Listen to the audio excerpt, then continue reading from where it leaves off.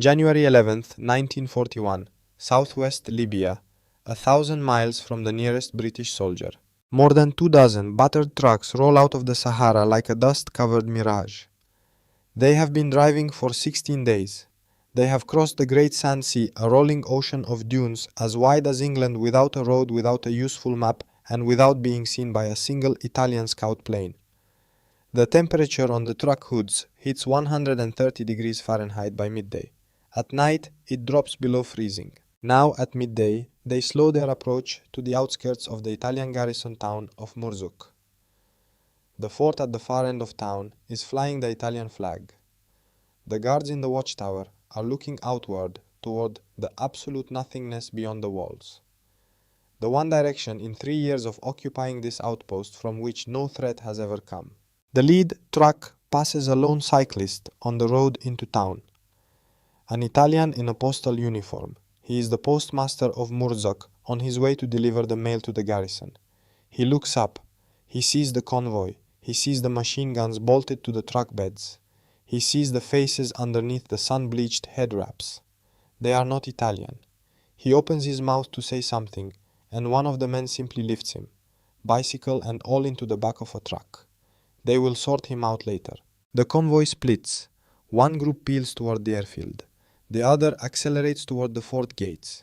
In minutes, there will be 3 Italian aircraft on fire, a fuel dump going up in a black column that can be seen for miles, a garrison scrambling in disbelief, and a French officer cauterizing his own leg wound with a lit cigarette. That is the story you think you know. But here is the question that almost no one asks. How? How do 76 men in about 2 dozen trucks carrying 3 weeks of food, water, ammunition, and fuel cross 1,400 miles of the most hostile terrain on Earth without being spotted, without breaking down beyond recovery, without losing a single man to thirst in a place that can kill an unprotected human being in a matter of hours? The answer is not the trucks. Every army in Africa had trucks. The answer is one man, a quiet, meticulous British Royal Engineers officer who spent 10 years of his own time, his own money, and his own leave driving into the interior of the Libyan desert. Not for strategy, not for military purpose, but because he was curious about how sand dunes work. His name was Ralph Bagnold, and what he did in that desert in the 1920s and 30s out of pure scientific curiosity would eventually become the most cost-effective military secret weapon of the entire North African War. Rommel himself would concede, after roughly 2 years of fighting them, that Bagnold's creation caused his forces more damage than any other British unit of equal strength. At its peak, that unit numbered 350 men. To understand how a middle-aged engineer with a homemade compass built the unit that quietly bled the Afrika Corps, we have to go back to the beginning. Not to the war, to the sand. The year is 1925. A 29-year-old British officer named Ralph Bagnold has just been posted to Egypt as a signals officer. While his fellow officers spend their evenings at Cairo's Gezira Sporting Club or in the bars of Alexandria, Bagnold does something different. He buys a Model T Ford and he drives it into the desert. Not on roads. Roads end quickly in Egypt. He drives beyond the roads into the sand. He gets stuck. He digs himself out. He tries again. He gets stuck again. He studies exactly why he got stuck. And then methodically, like the engineer he is, he figures out how not to get stuck the next time. Ralph Alger Bagnold, born in Devonport in 1896. Son of a Royal Engineers colonel. Cambridge engineering degree. He had served in the trenches of the First World War as a teenager and emerged with the kind of patience that trench warfare imparts. The willingness to observe a problem for a very long time before acting on it. His younger sister Enid would grow up to write the novel National Velvet. Ralph would grow up to understand sand. And here is the first thing you need to hold in your mind about this man. Everything he was about to discover, everything that would later matter to Wavell. To Montgomery, to the outcome of the North African campaign he discovered on his own time. On his own weekends for no reason at all. There was no military mission. There was no order. There was no budget. There was only a curious man and a very large desert. Everyone assumed the interior of Libya, an expanse the size of India, was impassable. The Egyptian prince Kamal el-Dine had crossed part of the Great Sand Sea with caterpillar trucks and camel trains and declared the rest beyond reach. Every serious explorer of the era agreed. The dunes rose too high, the loose sand was too deep. Bagnold did not accept this verdict. He just started testing things. He discovered first that if you reduce tire pressure radically far below what feels safe, a standard civilian tire will spread its footprint across the sand and float rather than sink. The trick was counterintuitive. Less pressure felt dangerous, but it worked. A deflated tire did not dig in, it rode. He worked out the exact pressure tables for different terrain. Deep loose dunes, hard rippled sand, mixed gravel and silt. This sounds like a small detail. It was not. It was the foundational discovery that made desert driving possible without caterpillar tracks. And he figured it out alone on his weekends. Then there was the radiator problem. An internal combustion engine in desert heat is not a happy machine. It runs constantly at the edge of boiling. When it boils over, it loses water from the radiator as steam. Water that in the interior of Libya, where there is no water source for 500 miles, is irreplaceable. You could carry fuel, you could carry food, you could not carry enough water if your engine kept drinking it. Bagnold's solution was elegant and almost embarrassingly simple.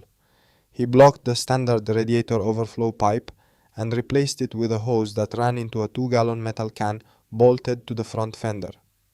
The can was kept half full of cold water. When the engine overheated and produced steam, the steam ran into the can and condensed back into water.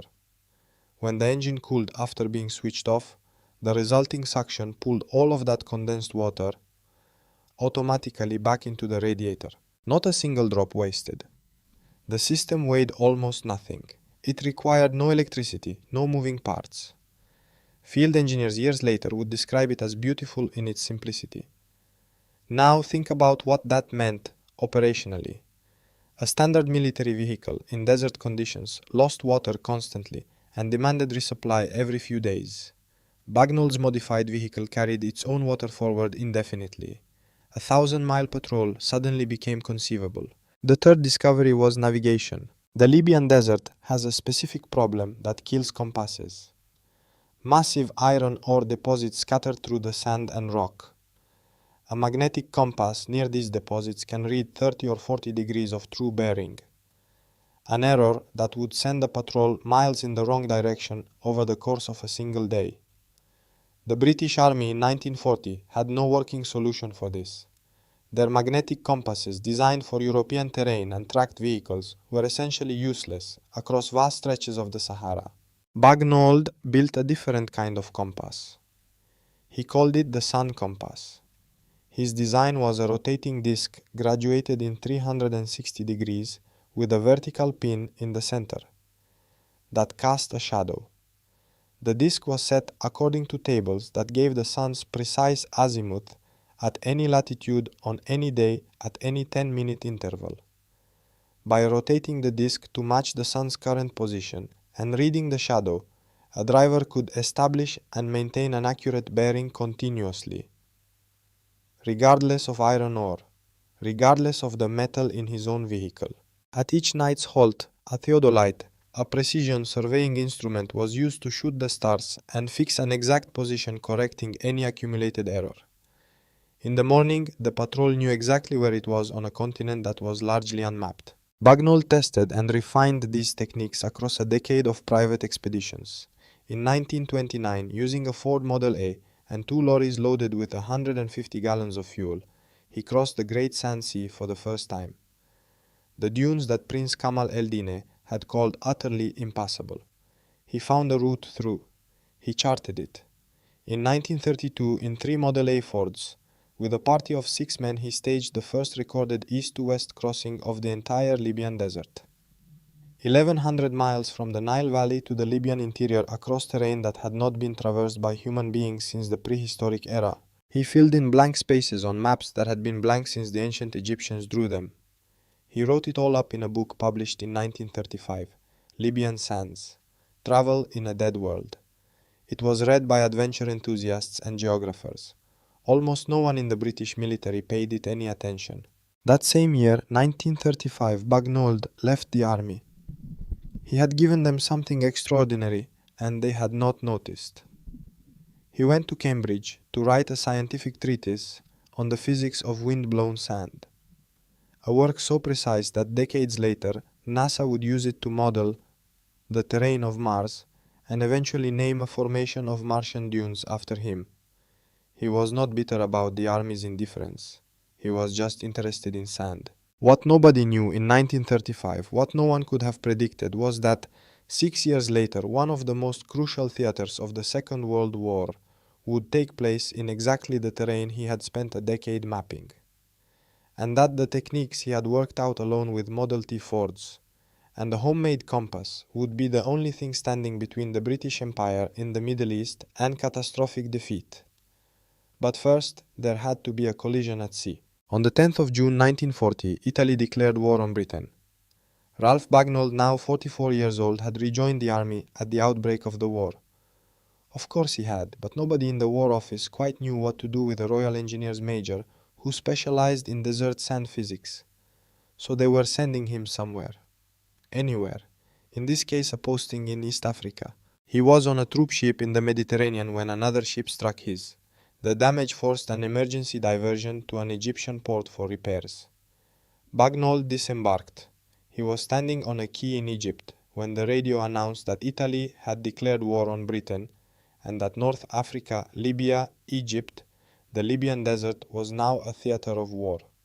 He looked at a map of North Africa, and he saw something no one in the British High Command had noticed. The Italian military, like everyone else, had built their entire strategic position around the narrow coastal strip. One road, the Via Balbia, running along the Mediterranean coast from Tripoli to Benghazi.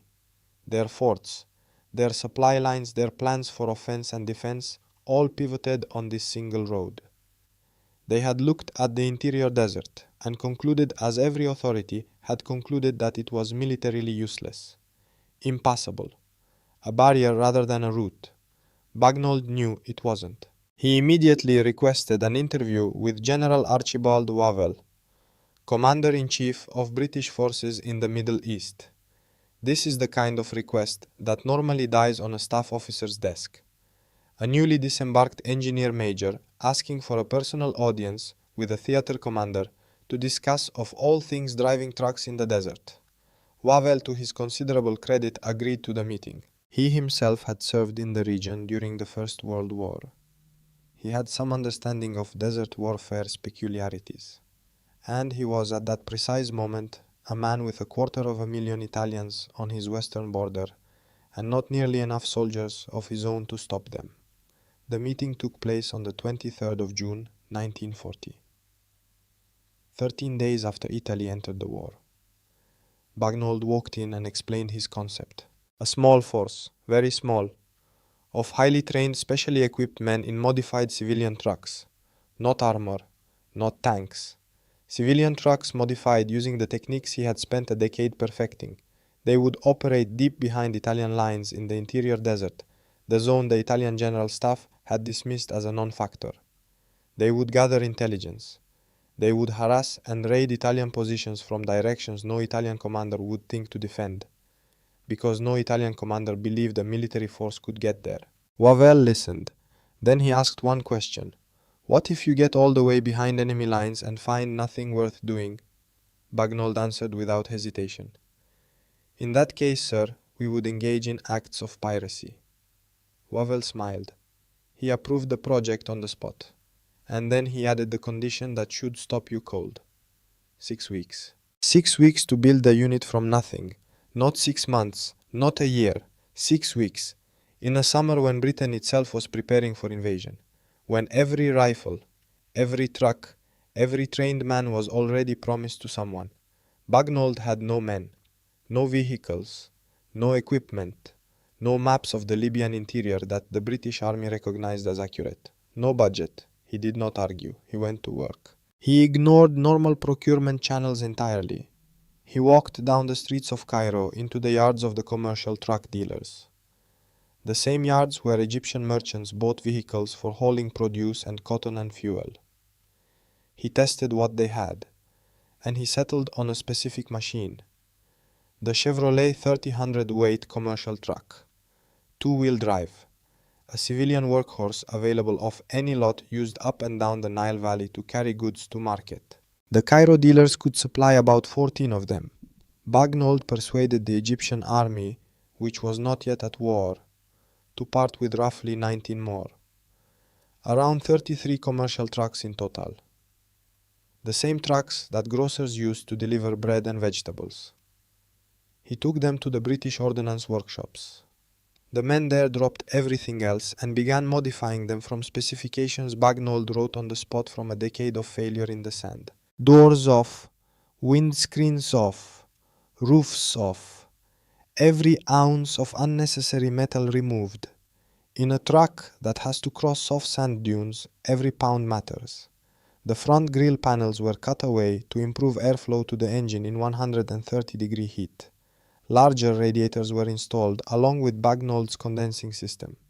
That humble 2-gallon can bolted to the fender that would recycle every drop of steam back into the cooling water. Special air filters were fitted to prevent sand from destroying the engines. Low-pressure balloon tires replaced the standard issue. Leaf springs were reinforced to carry loads far beyond the truck's original design. Each vehicle received 6 to 8 welded mounting points for machine guns, so a weapon could be repositioned wherever it was needed. Grocers' trucks in a matter of weeks became something else entirely. While the trucks were being rebuilt, Bagnold was rebuilding his old life. He needed men who knew the desert, real desert, not the tourist edges of it. He found Rupert Harding Newman locally serving as a liaison officer with the Egyptian army. William Kennedy Shaw, the archaeologist who worked at the Palestine Archaeological Museum in Jerusalem, was pulled out of the museum and into uniform within days. Patrick Clayton, one of the finest surveyors of the Egyptian Desert Survey, was on a surveying job in the wilds of Tanganyika.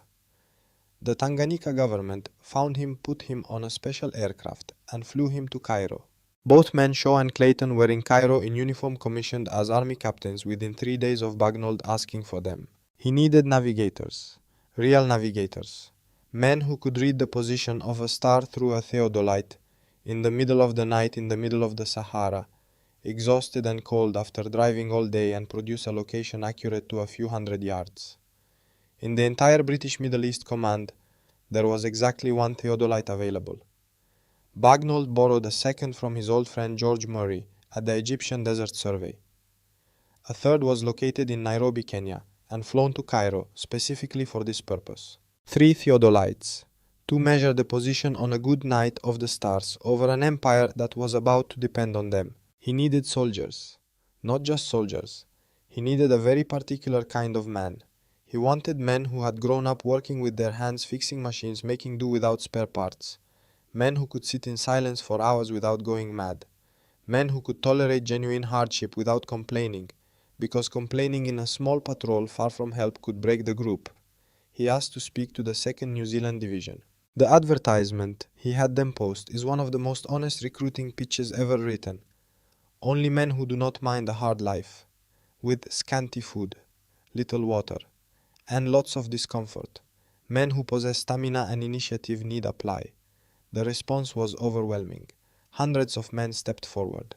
Bagnold selected 2 officers and about 85 men, mostly from the Divisional Cavalry and the 27th Machine Gun Battalion. Farm boys from the North Island and the South Island. Men who had spent their childhood keeping a broken tractor running through a lambing season. Men who understood at a level deeper than any manual what it means to be a long way from a spare part. 6 weeks after Wavell's authorization, the unit was ready. They called it the Long Range Patrol. In November, once the volunteers from Britain and Southern Rhodesia had joined, the name changed. Long Range Desert Group, LRDG, rebuilt commercial trucks. A sun compass, a radiator can, a theodolite, and a scientist who understood sand better than any general in either army. The first patrol went out in August. 2 units, one led by Bagnold himself, simply drove out of Cairo and disappeared into the desert. They were gone for weeks. When they came back, they had crossed 4,000 miles of terrain. that both the Italian and German high commands had declared impassable. They had scouted Italian outposts. They had observed daily routines from concealed positions. They had gathered intelligence that British aerial reconnaissance could not obtain. They had not been detected, not once. The few British officers who had privately dismissed the LRDG as the pet project of a desert eccentric went very quiet. Wavell's response was one sentence: double the size of the unit, and stir up trouble wherever you find it. The men who came back from those first patrols were changed. There is a phrase that recurs in accounts from this period. A description of what LRDG men looked like when they returned to Cairo. Unwashed because the water ration did not permit bathing. Bearded, burned almost black by the sun, dressed in ragged shirts and shorts and Bedouin sandals. One officer compared them to a group of wild-eyed biblical hermits emerging from their long sojourn in the wilderness. They had gone into the desert, and now they were of the desert. A standard LRDG patrol was 40 men and 10 trucks. It lasted 3 weeks. In those 3 weeks, it covered 2,000 miles, not road miles, desert miles, through dune fields, gravel plains, rock ridges, and dried lake beds. Some patrols would cover 3,000 or 4,000 miles without returning to base. The water ration was 1 gallon per man per day. That included cooking, that included drinking, that included whatever the radiator might demand in an emergency, in temperatures that routinely exceeded 120 degrees Fahrenheit, for 3 weeks at a stretch. Hold that in your mind for a moment. 1 gallon of water, 120 degrees, 21 days. The condensing can on the fender refined from the design Bagnold had worked out on his own expeditions in the 1930s was not a convenience. It was the margin between survival and death. If that condenser failed, and a truck started losing radiator water at the standard rate, the patrol commander faced a calculation with no good answer. Abandon the truck and redistribute its cargo, or send another truck back to base for water on fuel that might not be there for the return journey. Bagnold's little can did not just save water, it saved the operational integrity of the entire unit. The mechanics, most of them New Zealand farm boys, became artists of field repair. One patrol later towed a truck with a broken rear axle 900 miles through the desert before they found the parts to fix it. They did not abandon it, they towed it 900 miles. Because the cargo it carried fuel, water, ammunition was irreplaceable. But raiding was not the main mission, not really. The main mission was to watch. The Italians, and later the Germans under Rommel, had one supply line for their entire North African campaign. 1. The Via Balbia, 500 miles of metal-led road along the Mediterranean coast. Everything that moved between Rommel's front lines and his supply ports moved down that one road. Tanks, fuel, food, ammunition, replacement personnel, artillery, medicine. There was no parallel route. The desert to the south, as far as any Axis planner was concerned, did not exist militarily. The LRDG drove through it, and within sight of the Via Balbia, they dug shallow scrapes in the ground, and they hid men in them, for weeks at a time. The road watch. From March 1942, in 2-hour shifts, day and night, LRDG men lay motionless in those scrapes, a few hundred yards from the main Axis supply route. Watching, counting, every vehicle that passed, type, direction, speed, time, frequency, unit markings. One man from a road watch later tried to describe what it was like. He said, you look at your watch at 11 o'clock. 4 hours later it is 11:15. 4 hours to move 15 minutes. But the reports they radioed back, tonnage of fuel, numbers of tanks, frequency of ammunition convoys would be assessed by the head of British Middle East military intelligence as the single most important contribution the LRDG made to the entire campaign. Before the Second Battle of El Alamein, the battle that broke the back of Rommel's army, Montgomery's planners knew the precise rhythm of Axis resupply. They knew what Rommel was getting. They knew what he wasn't. Because of 40 men in scrapes in the sand, in heat that made the metal on their trucks too hot to touch. That was the patient side of Bagnold's genius. The scientific side, applied to war. The other side was demonstrated most vividly 1 week in January 1941 when the LRDG was ordered to stop watching and start hitting. The target was Murzuk, capital of the Italian-held Fezzan region of southwestern Libya.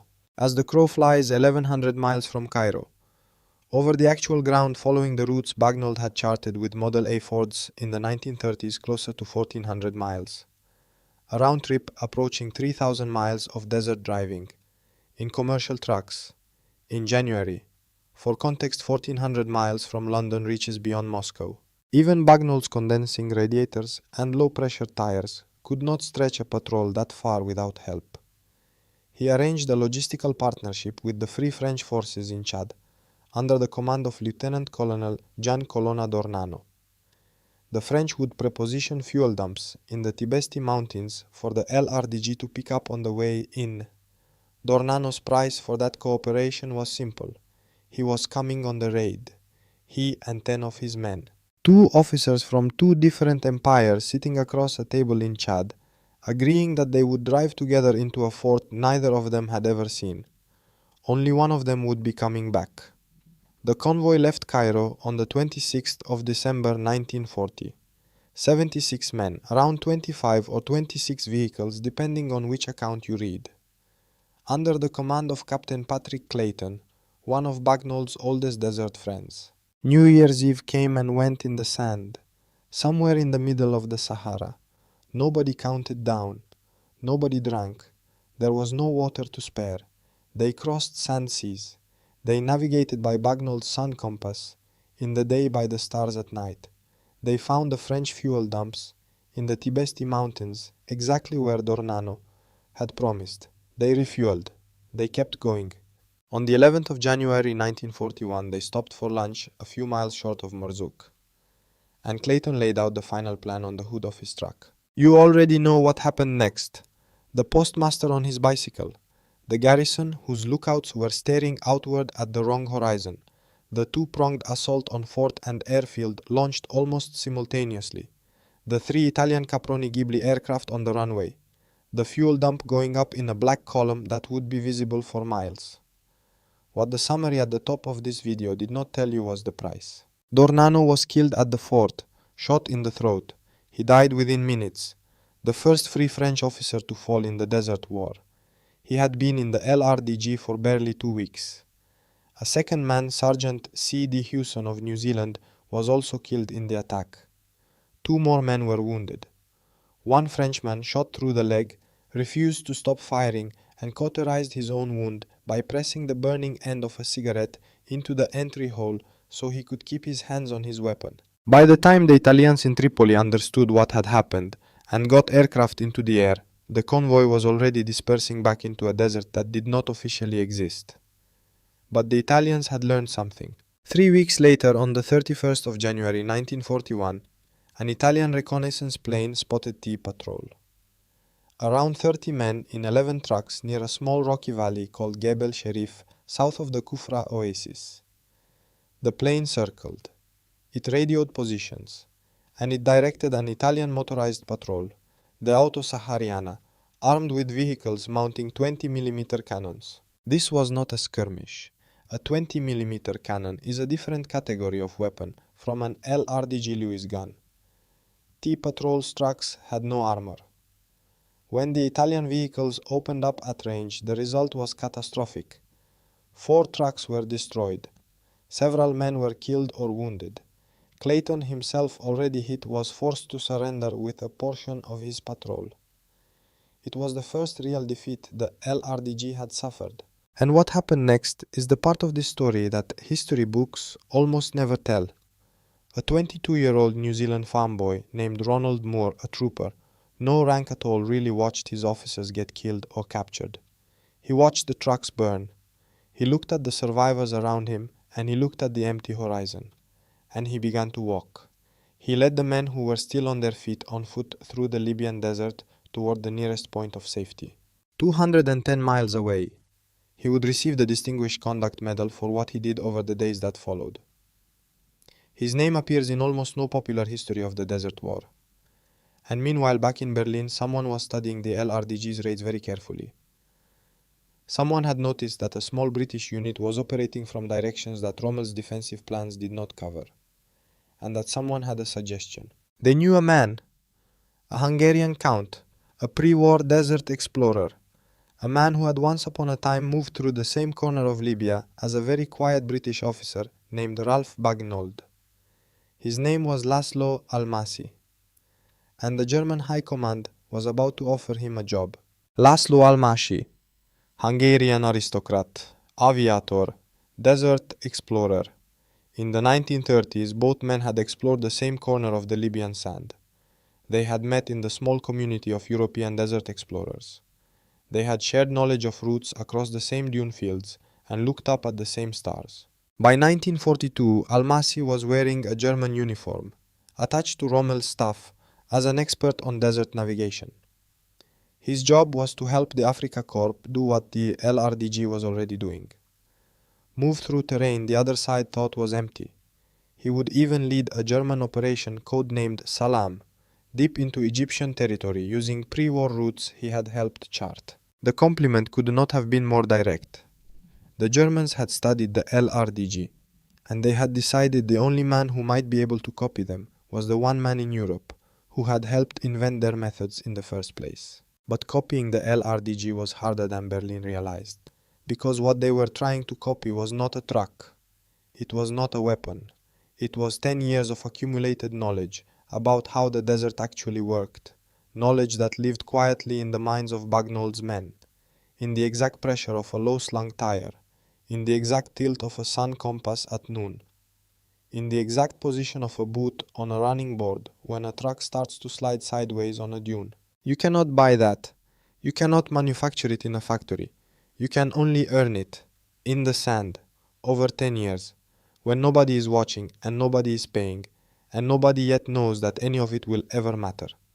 By the second half of 1942, the LRDG had been operating for 2 years, and their work was about to enter its most decisive phase. The 13th of September 1942. Operation Caravan. The target was the town of Barts on the coastal plateau of Cyrenaica and the Italian airfield attached to it. The airfield hosted Italian aircraft that had been harassing Allied shipping in the Mediterranean. Someone in Cairo had decided that it should no longer exist. The force assigned to the destruction was 2 LRDG patrols, 47 men, 17 trucks and jeeps. The distance to the target from their base at Kufra was over 1100 miles. One way.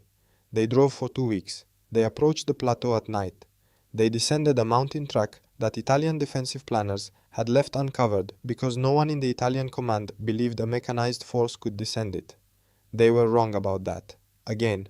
The attack began just after midnight. LRDG trucks drove directly onto the Italian airfield. Machine guns swept the aircraft dispersal areas. Men on foot ran between fuselages, planting incendiary bombs beneath wings and cockpits. Fuel dumps detonated. Hangars caught fire. In under an hour they destroyed or seriously damaged somewhere between 20 and 30 Italian aircraft. Different accounts give different figures. All of them are catastrophic for a single night's work by 47 men. But this time the withdrawal was expensive. Italian and German forces responded faster than the LRDG had anticipated. In the pursuit that followed, the raiders were harried by aircraft and armored cars for 2 days. Trucks were lost. Men were wounded. By the time the survivors reached safety, 12 LRDG men had been killed, wounded, or captured. It was the highest single operation casualty toll the unit had ever suffered. Measured against the damage inflicted 12 men for 20-plus aircraft, it was still a lopsided victory. But the men who came out of bars and the men who did not would carry the memory of that price for the rest of their lives.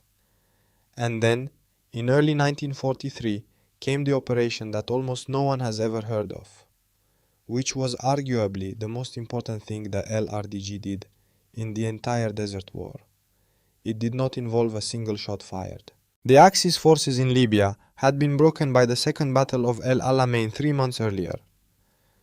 They were retreating westward toward Tunisia. Montgomery's Eighth Army was pursuing them. At the Tunisian border, the retreating Axis had prepared a defensive position along the Mareth line, a belt of old French fortifications that Montgomery could not simply drive through. He needed to go around. But around meant the desert, and even the best British maps of southern Tunisia were incomplete. The passes through the hills between the desert and the coastal plain were poorly charted. A wrong route meant a column of tanks and trucks bogged down in ground. They could not exit miles from where they were needed with the battle already decided against them. An LRDG patrol went in first. They found a pass. An unmapped route through the hills of southern Tunisia. Wide enough, firm enough, passable by a full mechanized division. They surveyed it. They marked it. They reported it back to 8th Army headquarters. Montgomery sent the New Zealand division through the gap. The New Zealanders came out on the flank and rear of the Mareth line behind the Axis position in ground where nobody had expected to see them. The Axis defenses were rolled up. The North African campaign was effectively decided. The pass was entered into British maps. It was given a name, Wilder's Gap, after Captain Nick Wilder, a New Zealander in his late 20s, an LRDG officer who had gone in first and found it. His full name, his age, his unit appear in almost no popular account of El Alamein or the Mareth line battles. The history books remember Montgomery's flanking maneuver. They do not always remember the man in the truck who went in ahead of him to find the flank. By the end of the North African campaign, the arithmetic of what the LRDG had accomplished was almost impossible to believe. 350 men at their peak, 200 trucks, 16 killed and 24 missing or captured across the entire Mediterranean campaign from 1940 to the end of the North African fighting in 1943. 40 men over 3 years.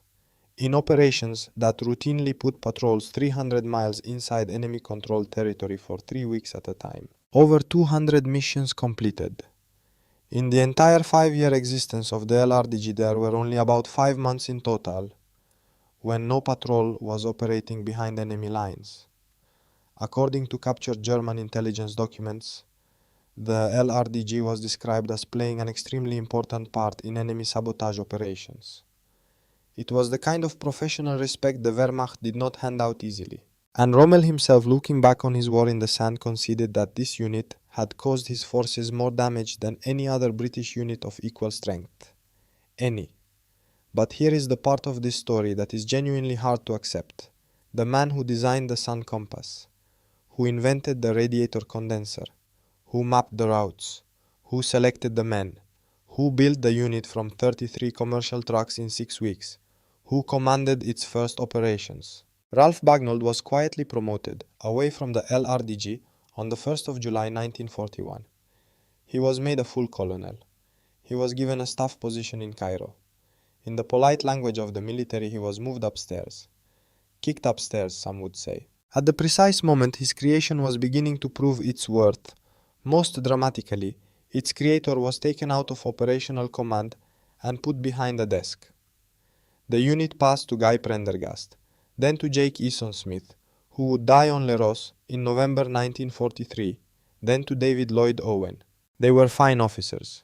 They extended and refined what Bagnold had built, but the fame that eventually attached to Desert Special Operations attached to other names. David Sterling of the SAS, Bernard Montgomery, Erwin Rommel himself. Not to a Royal Engineers colonel who had spent the 1930s in the Libyan sand for no reason at all. Bagnold lived to be 94. He died in England on the 28th of May 1990. He never wrote a memoir for the general public. He continued his scientific work on wind-blown sand into his 90s. The Geological Society of London gave him the Wollaston Medal. The American National Academy of Sciences gave him the G.K. Warren Prize. He published academic papers when most men his age were long finished with everything. And decades after his death, on a small rover crawling across the surface of Mars, NASA's Curiosity mission drove up to a formation of dark rippled sand dunes inside Gale Crater. The scientists on the mission needed a name for them. They chose one. The Bagnold Dunes. The man who had understood sand well enough to build a military unit around that, understanding now has sand dunes on another planet named after him. He does not have a major public monument in Britain. He is not a household name. He was, in his own words, a man who studied how the desert works. And here is what we can say with real certainty, looking back across more than 80 years at the record of the North African campaign. The British had an army. Rommel had an army. Tanks, aircraft, artillery, supply lines that stretched back to shipping lanes that stretched back to factories in Europe. For much of the war in the sand, those armies ground each other to a standstill in a back and forth that consumed men and metal at a rate neither side could sustain. Into that stalemate, one man introduced a different kind of weapon. Not a better tank, not a longer range gun, a way of seeing, a way of moving through the terrain that everyone else had declared unusable. Knowledge. The knowledge of how to deflate a tire in soft sand, how to recycle the steam from a boiling radiator through a 2-gallon can bolted to a fender, how to fix a position by shooting stars through a theodolite at midnight, how to hide 10 trucks in a dry riverbed. The enemy does not know exists, while 20 miles away, 4 men lie motionless in a scrape in the sand, counting vehicles on a road above them. That knowledge applied by 350 men in grocers' trucks with the doors taken off quietly tipped the balance of a campaign that helped shape the outcome of the war. When Allied victory in North Africa opened the way to Sicily, then Italy, then the Second Front, then the end of the Reich, the chain of cause and effect runs backward link by link. To Wilder's Gap, to the Road Watch, to Murzuk, to the postmaster on his bicycle, to the 2-gallon can on the fender. And back further to a 29-year-old British officer in 1925 who bought a Model T Ford and drove it on his weekends into the sand because he wanted to see what would happen. The verdict is in. The most lethal desert weapon of the North African campaign was not made of armor plate and high explosive. It was made of scientific curiosity, quiet stubbornness, and about 33 Chevrolet trucks bought from a Cairo car dealer. And the men who drove those trucks, the New Zealand farm boys, the British guardsmen, the Rhodesian volunteers, the Free French soldiers, who came along for one raid and never came home, deserve to be remembered by name, not just as the LRDG, as individuals. As Trooper Ronald Moore, who walked 210 miles through the Libyan desert rather than give up. As Captain Patrick Clayton, who mapped half the Libyan interior before the war and finished the war in a prisoner of war camp in Italy, visited there, according to some accounts by the very friend from his pre-war expeditions, who had now signed on with the other side. As Lieutenant Colonel Gian Colonna Dornano of the Free French, who did not have to come on the raid to Murzuk, and came anyway and did not come home. As Captain Nick Wilder, whose name, if you go looking for it, appears on a gap in a Tunisian hillside and almost nowhere else. And as Colonel Ralph Bagnold, who wrote near the end of his life about the pre-war expeditions that gave him the knowledge to build the LRDG. He wrote that never in their peacetime travels had they imagined that war could ever reach the enormous empty solitudes of the inner desert. Little did they dream, he said, that any of the special equipment and techniques they had evolved for long-distance travel for navigation would ever be put to serious use. The desert that no one imagined could be reached was the desert that decided everything, and a quiet man who was simply curious about sand made it happen.